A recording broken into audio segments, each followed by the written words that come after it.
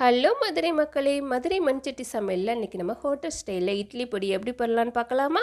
இப்போ மண் பாத்திரத்த ஹீட் பண்ணிக்கோங்க. இதில 1 கப் அளவுக்கு உளுந்தம்பருப்பு சேர்த்துக்கோங்க. உளுந்தம்பருப்ப கைவிடாம பொன்னிறமா லோ ஃப்ளேம்ல வச்சு வறுத்துக்கோங்க.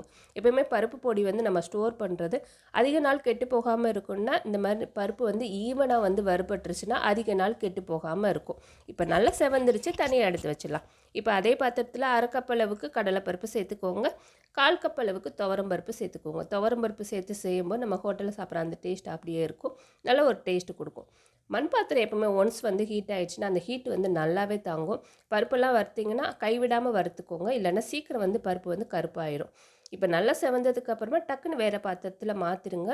இல்லைன்னா பருப்பு வந்து கருப்பாகிறதுக்கும் சான்ஸ் இருக்குது. இப்போ மாற்றினதுக்கு அப்புறமா அடுத்து இந்த பாத்திரத்திலேயே வந்துட்டு 2 டேபிள் ஸ்பூன் எள்ளு சேர்த்துக்கோங்க. எள்ளு சேர்த்து செய்யும்போது இட்லி பொடி அவ்வளோ டேஸ்ட்டாக இருக்கும். இது கூட 1 டேபிள் ஸ்பூன் மிளகு சேர்த்துருக்கேன், 1 டேபிள் ஸ்பூன் ஜீரகம். இது 3யும் கைவிடாமல் ரோஸ்ட் பண்ணி எடுத்துக்கோங்க.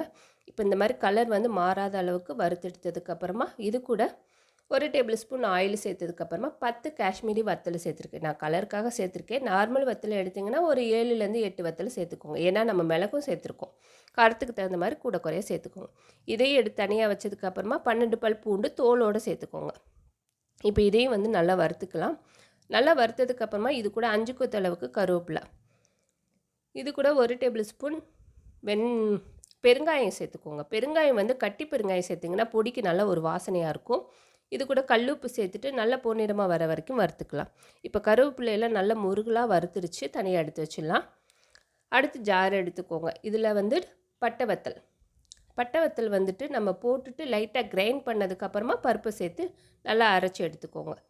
இப்போ லைட்டாக கொரகொரப்பாக அரைச்சதுக்கப்புறமா பூண்டும் சேர்த்து நல்லா 2லேருந்து 3 சுற்று சுற்றிட்டிங்கன்னா இந்த மாதிரி கொரகொரப்பாக இருக்கும். இந்த டேஸ்ட் வந்து நல்லாயிருக்கும். இதை நீங்கள் இன்னும் கொஞ்சம் ஃபைன் பவுடரை கூட அரைச்சிக்கலாம். நான் கொஞ்சம் கொரகொரப்பாக தான் அரைச்சிருக்கேன். அந்த டேஸ்ட்டு சாப்பிட்டு பார்த்தீங்கன்னா உங்களுக்கே தெரியும், நல்லா ஒரு டேஸ்ட்டாக இருக்கும். இதே போல் நீங்களும் செஞ்சு சாப்பிட்டு பாருங்கள். லைக் பண்ணுங்கள், ஷேர் பண்ணுங்கள், சப்ஸ்கிரைப் பண்ணுங்கள். நன்றி மக்களே!